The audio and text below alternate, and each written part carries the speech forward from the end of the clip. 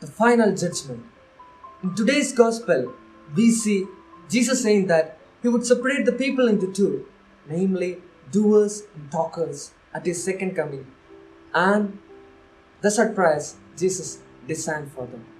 Jesus is the messianic shepherd who cares the sheep and the judge who makes the final separation between sheep and goats.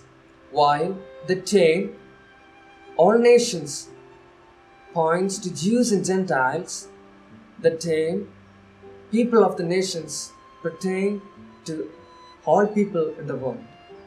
Punishment is given not for doing some evil, but on the contrary, remaining inactive. To readers' surprise, the criterion of judgment is not the confession of faith in Christ. Likewise, we find no mention of grace, justification, or the forgiveness of sins.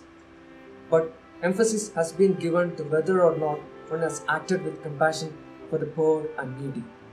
The Messianic King has lived out his teaching likewise, and his kingdom consists of love and service to others.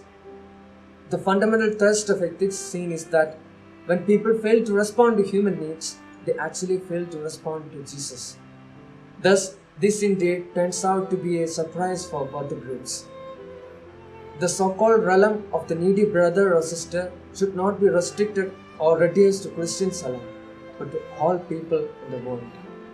The Lord's teaching on the final judgment challenges every disciple of Jesus to be a harbinger of God's kingdom in this broken world.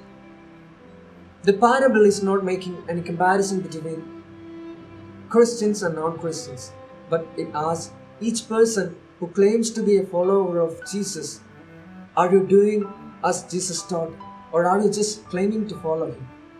As religious, what is our role in the contemporary world of today?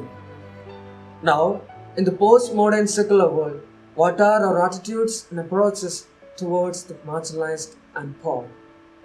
It's time to examine ourselves how we are faithful in fulfilling our responsibilities as per the gospel and thus remain a harbinger of God's imminent parousia. As St. Chavra says, let there be no day in your life in which you did no good to others. May God bless you.